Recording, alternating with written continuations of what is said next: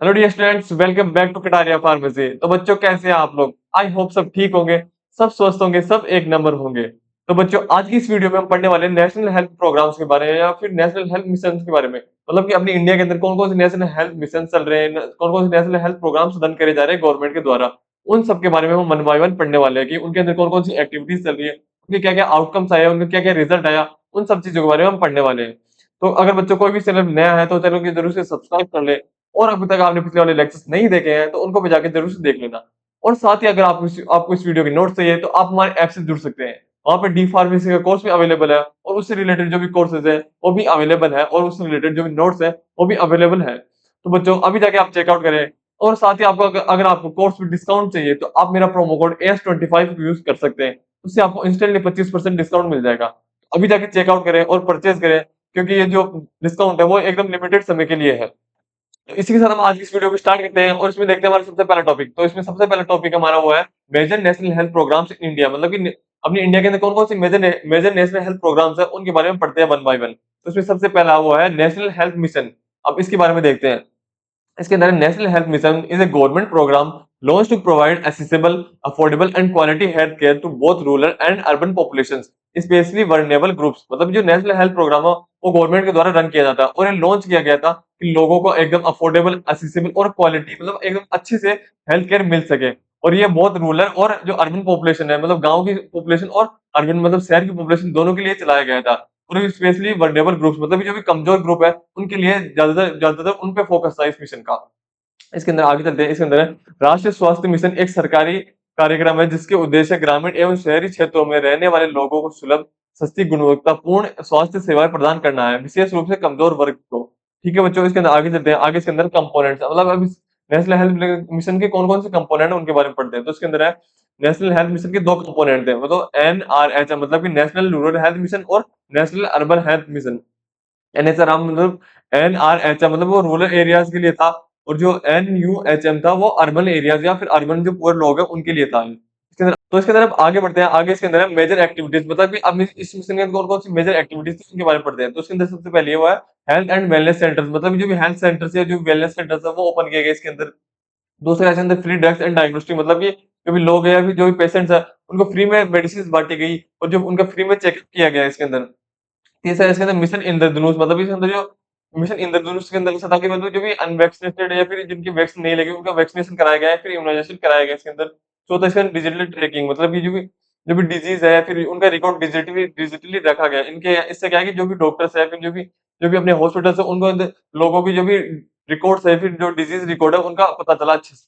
अब इसके अंदर आगे बढ़ते हैं। आगे इसके अंदर है इसके आउटकम्स, मतलब कि अभी जो नेशनल हेल्थ मिशन है इसके रिजल्ट के बारे में बात कर लेते हैं कि इसके रिजल्ट क्या क्या रहे वो देखते हैं। तो उसके अंदर सबसे पहला है मैटरनल मोर्टेलिटी रिड्यूस, मतलब कि जो प्रेग्नेंट लेडीज है उनकी डेथ में कम हुई है, उनकी उनकी डेथ कम होने लगी इसके अंदर, इस मिशन के अंदर। दूसरा इसके अंदर इन्फेंट मोर्टेलिटी रिड्यूस, मतलब जो भी नए नए जन्म लिए बच्चे हैं उनकी डेथ रेशियो वो कम होने लगा इसके अंदर। इसके अंदर तीसरा इसके अंदर इम्यूनाइजेशन कवरेज इंक्रीज, मतलब जो भी वैक्सीनेशन है वो इसके अंदर वैक्सीनेशन कवरेज ज्यादा होने लगा है, फिर इम्यूनाइजेशन कवरेज ज्यादा होने लगा इसके अंदर, मतलब कि ज्यादा से ज्यादा लोगों को वैक्सीनेशन लगा इसके अंदर।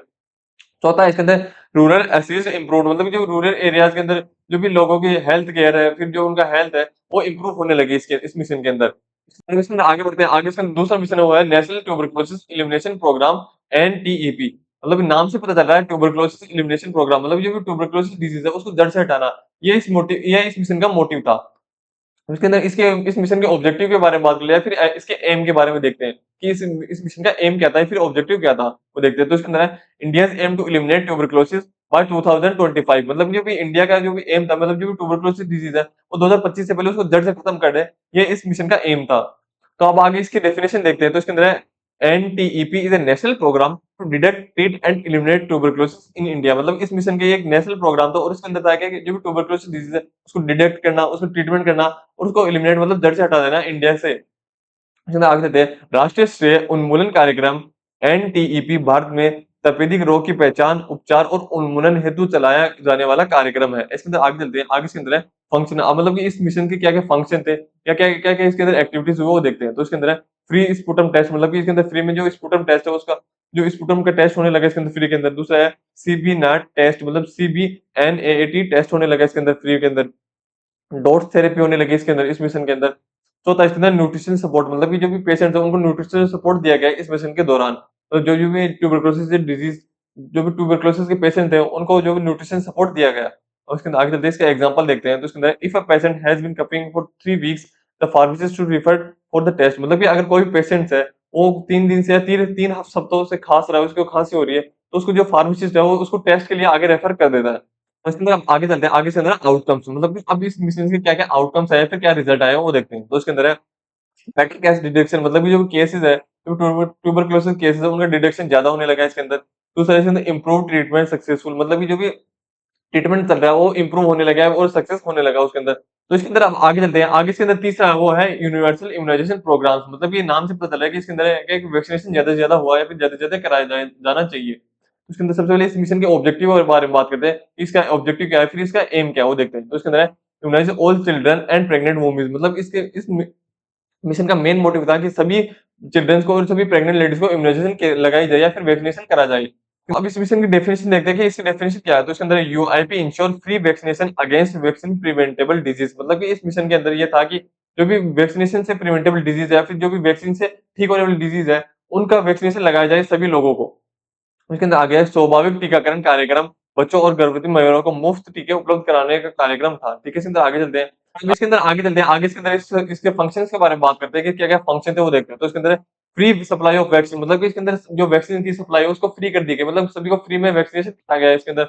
और वो कौन-कौन सी वैक्सीन थी, वो बीजीटी की वैक्सीन होगी, अपनी डीपीटी की वैक्सीन, पोलियो की वैक्सीन और जो हेपेटाइटिस बी है उसकी वैक्सीन, मिलिसिस की वैक्सीन, रूबेला के वायरस एक्सेट्रा, इन सभी की वायरस दी गई पेशेंट्स को, फिर जो अपनी इंडिया कंट्री के लोग हैं उन सभी को फ्री में वैक्सीन लगाई गई इन सब चीज़ों की।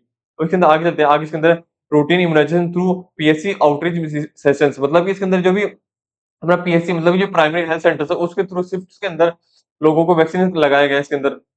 इसके अंदर specific campaign like Mission Indradhanush to cover unvaccinated partially vaccinated children, मतलब कि एक मिशन था इंद्रधनुष, उसके अंदर ये था कि एक तरह का स्पेशल कैंपेन था और उसके अंदर ये था कि जो भी अनवैक्सीनेटेड लोग हैं, फिर जो भी पार्शियली वैक्सीनेटेड चिल्ड्रन हैं उनके अंदर इम्यूनेशन या फिर उनके वैक्सीनेशन लगाए जाए ज़्यादा से ज़्यादा। इसके अंदर आगे चलते हैं, आगे इसके अंदर है आउटकम्स, मतलब कि अब इस मिशन के क्या-क्या आउटकम्स आए हैं, फिर क्या रिजल्ट आया उनके बारे में बात। तो उसके अंदर है रिड्यूस पोलियो, मतलब इसके अंदर जो भी पोलियो है उसके केसेस बहुत कम हुए या फिर उनका पोलियो जड़ से खत्म हो गया इसके अंदर। दूसरा है इसके अंदर रिड्यूस मीजल्स डेथ, मतलब जो मीजल्स डिजीज से जो भी डेथ होती है वो बहुत कम हो गई इसके अंदर। तीसरा है अंदर हायर इम्यूनाइजेशन कवरेज, मतलब जो इम्यूनाइजेशन है उसके अंदर ज्यादा से ज्यादा लोगों को करा गया है, फिर ज्यादा से ज्यादा लोगों को वैक्सीनेटेड करा गया है इस मिशन के दौरान। तो उसके अंदर अब बात करते हैं चौथे मिशन, वो उसका नाम है नेशनल एड्स कंट्रोल प्रोग्राम, मतलब नाम से पता चल रहा है इसके अंदर कि जो भी एड्स डिजीज है उसको कंट्रोल में करने के लिए चलाया गया था ये मिशन। अब इस मिशन के ऑब्जेक्टिव के बारे में बात कर लेते हैं कि इस मिशन का एम क्या था वो देखते हैं। तो इसके अंदर prevent HIV and provide art therapy, मतलब इसके अंदर था कि जो भी एचआईवी है उसको प्रिवेंट, मतलब उसको कंट्रोल में लाया जाए और जो आर्ट थेरेपी है वो दी जाए लोगों को, मतलब एंटी रेट्रोवायरल थेरेपी लोगों को दी जाए, जिससे क्या है कि जो एचआईवी है उसको कंट्रोल करा जाए या फिर उसका क्योर करा जाए। अब इसकी डेफिनेशन के बारे में बात करते हैं, इसकी डेफिनेशन देखते हैं। तो इसके अंदर NACP is a programme to prevent HIV infection and provide care and treatment to people living with HIV, मतलब जो भी ये नेशनल एड्स कंट्रोल प्रोग्राम है वो चलाया गया कि एचआईवी को कंट्रोल में लाया जाए और जो भी एचआईवी से इन्फेक्शियस है या फिर जो भी इन्फेक्टेड है एचआईवी से उनका केयर किया जाए, उनका अच्छे से ट्रीटमेंट किया जाए इस मिशन के दौरान। ठीक है, इसके अंदर आप आगे बढ़ते हैं, आगे इसके अंदर राष्ट्रीय एड्स नियंत्रण कार्यक्रम एचआईवी संक्रमण के रोकथाम तथा संक्रमित व्यक्तियों को उपचार और सहायता प्रदान करने हेतु चलाया गया था। तो अब इसके अंदर आगे बढ़ते हैं, आगे इसके अंदर है मेन सर्विस, मतलब कि अब इस मिशन की मेन सर्विस क्या थी, फिर मेन फंक्शन क्या थे, उनके बारे में वन बाय वन बात करते हैं। तो इसके अंदर सबसे पहले थी आईसीटी टेस्टिंग, मतलब कि आईसीटी टेस्टिंग होने लगी इसके अंदर। दूसरा इसके अंदर फ्री आर्ट आर्ट थेरेपी, मतलब जो भी एंटी रेट्रोवायरल थेरेपी है वो फ्री में देने लगे लोगों को। इससे क्या है कि जो एचआईवी केसेस है वो कम होने लगे या फिर जो एचआईवी डिजीज है वो लोगों के अंदर थोड़ी कम होने लगी या प्रिवेंट होने लगी इसके अंदर।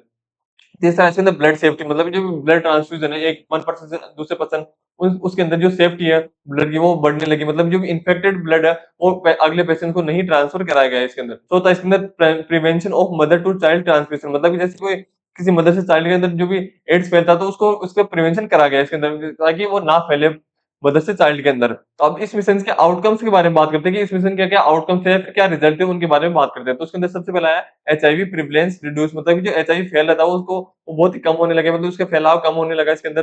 दूसरा इसके अंदर सर्वाइवल इंक्रीज, मतलब जो भी पेशेंट एचआईवी से इन्फेक्टेड थे तो उनका जो भी उनका लाइफ स्पैन है वो बढ़ा इसके अंदर। तो इसके अंदर आप आगे चलते हैं, आगे इसके अंदर पांचवा मिशन है वो है national vector Borne Disease Control Programme, मतलब कि जो भी किसी वेक्टर या फिर किसी कीड़े से डिजीज फैलती है उनको कंट्रोल में कैसे लाया है उसके लिए चलाया गया था ये प्रोग्राम।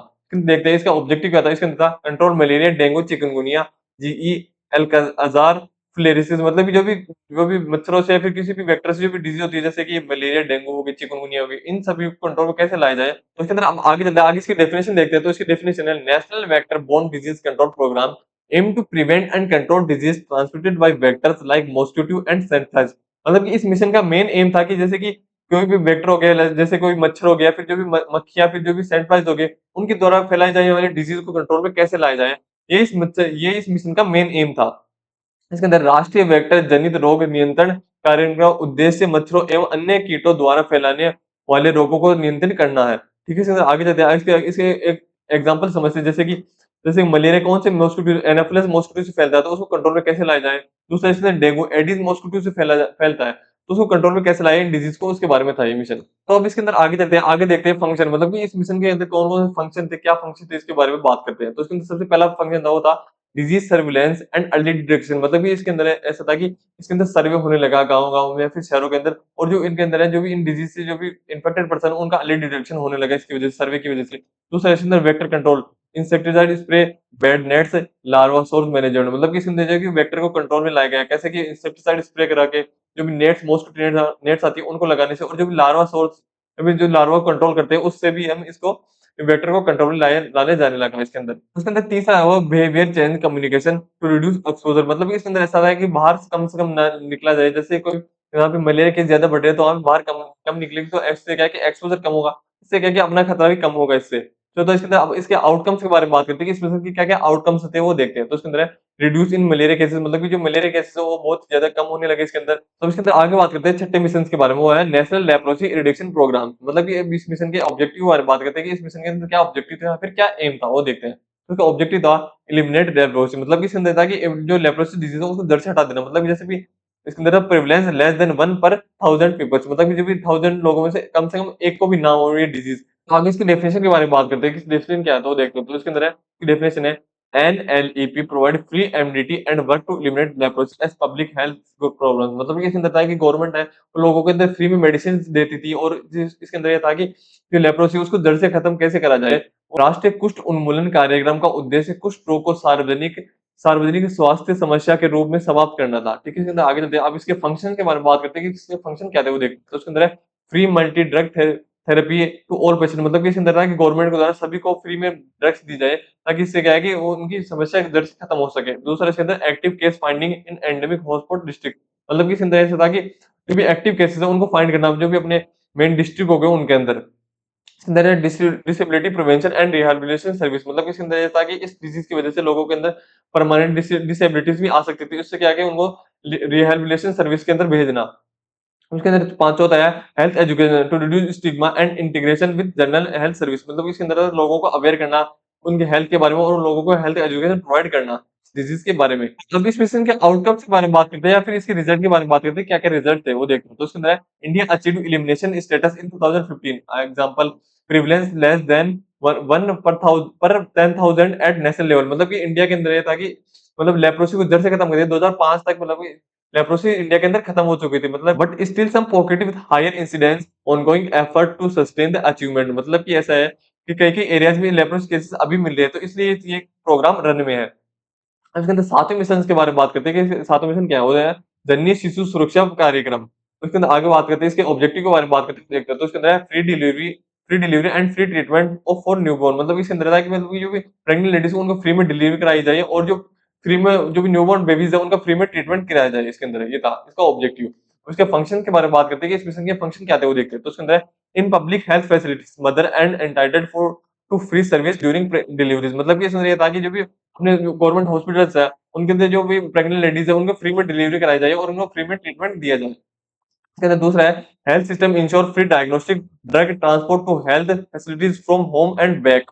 इसके अंदर ये था कि जैसे भी कोई प्रेग्नेंट लेडीज है, उनका फ्री में डायग्नोस्टिक या फिर उनका फ्री में चेकअप हो, उनको फ्री में डिजीज मिले, उनका फ्री में ट्रीटमेंट हो, और उनको फ्री में आने जाने की सुविधाएं उपलब्ध कराई जाए, जैसे कि एम्बुलेंस।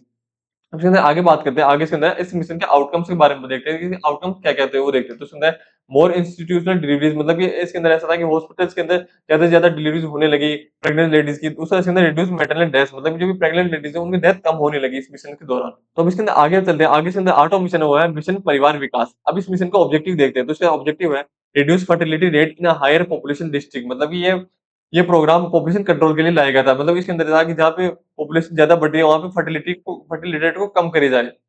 जैसे कि इस एग्जांपल से देख समझते हैं, UP Bihar high fertility district, मतलब जैसे यूपी फिर बिहार के अंदर जो भी फर्टिलिटी रेट है या फिर जो पॉपुलेशन रेट है वो बहुत ही ज्यादा है, तो वहाँ पे कंट्रोल में लाया जाए पॉपुलेशन को, उसके लिए चलाया गया था ये मिशन। अब इस मिशन के फंक्शंस के बारे में बात करते हैं कि इस मिशन के फंक्शन क्या थे वो देखते हैं। तो इसके अंदर focus in about 146 district in state with higher fertility like Uttar Pradesh, Bihar, Rajasthan etcetera. मतलब ये इस मिशन का मेनली फोकस था जो भी स्टेट 146 स्टेट थे जहाँ पे फर्टिलिटी रेट बहुत ही ज्यादा थी, वहाँ पे क्या है कि जो पॉपुलेशन है उसको कंट्रोल लाया कैसे लाया जाए वो होता है इसका। दूसरा इसके अंदर था increase access to family planning service like contraceptives, IUDs, pills, condoms etcetera. मतलब इसके अंदर था कि जो भी फैमिली प्लानिंग को कैसे कंट्रोल में जाए, उनके लिए जो कॉन्ट्रासेप्टिव थे जैसे कि आईयूडीज हो गया, पिल्स हो गया, कॉन्डम्स हो गया, उनको ज्यादा से ज्यादा लोगों के अंदर उनकी ज्यादा से ज्यादा अवेयरनेस फैलाई जाए, फिर एजुकेशन फैलाई जाए।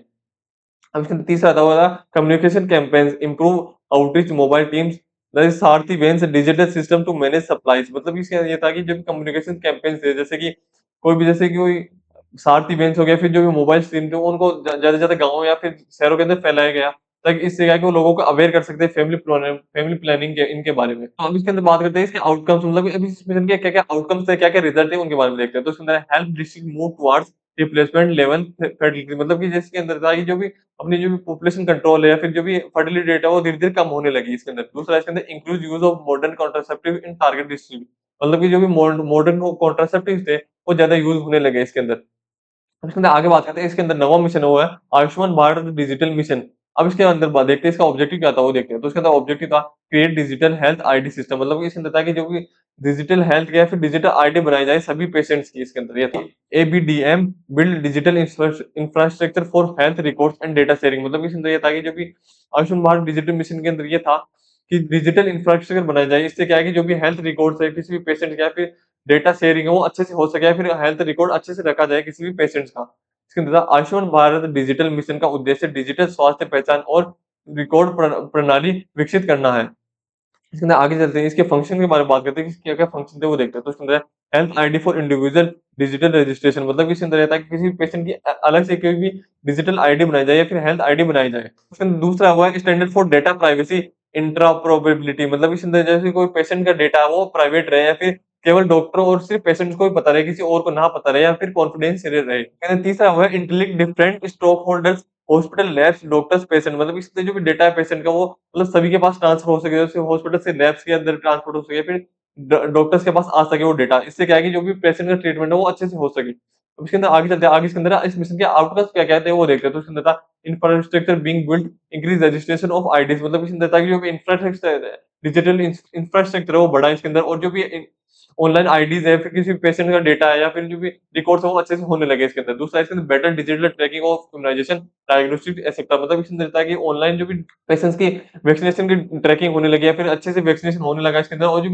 जो पेशेंट का चेकअप वो अच्छे से होने लगा इसके अंदर। उसके अंदर तीसरा हुआ है help reduce duplication improve efficiency of service, मतलब इसके अंदर था कि कोई डुप्लीकेट टेस्ट ना हो इसके अंदर, और इसके अंदर टाइम भी बचने लगा, और जो भी टेस्ट है वो अच्छे से होने लगे इसके अंदर। तो अब इसके अंदर देखते हैं रोल ऑफ फार्मासिस्ट, मतलब फार्मासिस्ट का क्या रोल था इन सभी मिशंस के बारे में, या फिर इन सभी मिशंस के अंदर वो देखते हैं। तो वन बाय वन। तो इसके अंदर सबसे पहला था ड्रग सप्लाई, मतलब किसी भी मतलब इनके अंदर इसका काम था कि ड्रग सप्लाई करना है, फिर मेडिसिन का सप्लाई करना, वो देखते हैं कैसे।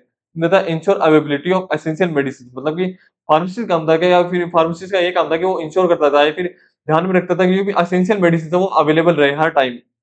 दूसरा इसके अंदर पेशेंट एजुकेशन, मतलब कि वो पेशेंट को एजुकेशन प्रोवाइड करता था डिजीज से या फिर अपनी हेल्थ से रिलेटेड। इसके अंदर explain dose, duration, side effect, मतलब कि वो पेशेंट को इन्फॉर्मेशन प्रोवाइड करता था, फिर एजुकेट करता था डोज के बारे में, फिर ड्यूरेशन के बारे में, उसके कोई मेडिसिन है उसके साइड इफेक्ट के बारे में, और टाइम के बारे में, कब लेनी है, कैसे लेनी है, उन सब चीज़ों के बारे में लोगों को एजुकेट करता था। तो इसके अंदर तीसरा हुआ है रिपोर्टिंग, मतलब कि इसके अंदर ये था कि जो भी पेशेंट्स आया उसकी रिपोर्ट बनाना और उसको आगे हॉस्पिटल्स के अंदर ट्रांसफर करना है, फिर डॉक्टर को बताना है इसके बारे में। इसके अंदर था एडवर्स रिपोर्टिंग, मतलब कि इसका मतलब होता है एडवर्स ड्रग्स रिएक्शन रिपोर्टिंग, मतलब इसके अंदर जो भी कोई ड्रग्स है वो किसी पेशेंट को रिएक्ट कर रही है, फिर उसके अंदर रिएक्शन या फिर साइड इफेक्ट कॉज कर रही है, तो उसकी रिपोर्ट बनाना, उसको आगे भेजना। दूसरा था ड्रग्स रेजिस्टेंस मॉनिटरिंग, मतलब इसके अंदर वो देखना पेशेंट के अंदर कि वो ड्रग्स काम अच्छे से काम कर रही है नहीं कर रही, उन सब चीज़ों के बारे में बताना। तो उसके अंदर चौथा हुआ है इम्यूनाइजेशन सपोर्ट, मतलब कि लोगों को इम्यूनाइजेशन के बारे में बताना, उसके सपोर्ट के बारे में, उसकी काउंसलिंग करना, वो देखते हैं कैसे। तो उसके अंदर है कोल्ड चेन मेंटेनेंस, मतलब कि जो भी वैक्सीन है उसको कोल्ड टेम्परेचर में स्टोर करना, इससे क्या है कि वो खराब ना हो सके। दूसरा इसके अंदर वैक्सीनेशन काउंसलिंग, मतलब कि वैक्सीनेशन की काउंसलिंग करना पेशेंट के साथ, मतलब उसको बताना उसके डोज के बारे में, उसके साइड इफेक्ट के बारे में, उसके इफेक्ट के बारे में, अपने हेल्थ पे क्या इफेक्ट करेगा, उन सब चीज़ों के बारे में बताना। तो बच्चों आज का लेक्चर हम यहीं पे समाप्त करते हैं एंड आई होप आपको ये लेक्चर बिल्कुल अच्छे से समझ में आया होगा। तो बच्चों अगर कहीं भी आपको कोई डाउट आए तो आप कमेंट करना ना भूलें, उसका जवाब बिल्कुल अच्छे से दिया जाएगा। और अगर आप बच्चों आपके साथ-साथ आपको इस वीडियो के नोट्स चाहिए तो आप हमारे ऐप से जुड़ सकते हैं। वहाँ पे आपका डी फार्मेसी कोर्स भी मिल जाएगा और उससे रिलेटेड जो भी नोट्स है वो भी मिल जाएँगे। अगर साथ ही आपको 25% डिस्काउंट चाहिए तो आप मेरा प्रोमो कोड AS25 यूज़ कर सकते हैं। उससे क्या है कि आपको इंस्टेंटली 25% डिस्काउंट मिल जाएगा। तो बच्चों अभी जाके चेकआउट करें क्योंकि ये जो डिस्काउंट है वो ज़्यादा लिमिटेड समय के लिए ही एप्लीकेबल है। तो बच्चों तब तक के लिए ऐसे पढ़ते रहिए और समझते रहिए। तब तक के लिए ओके बाय।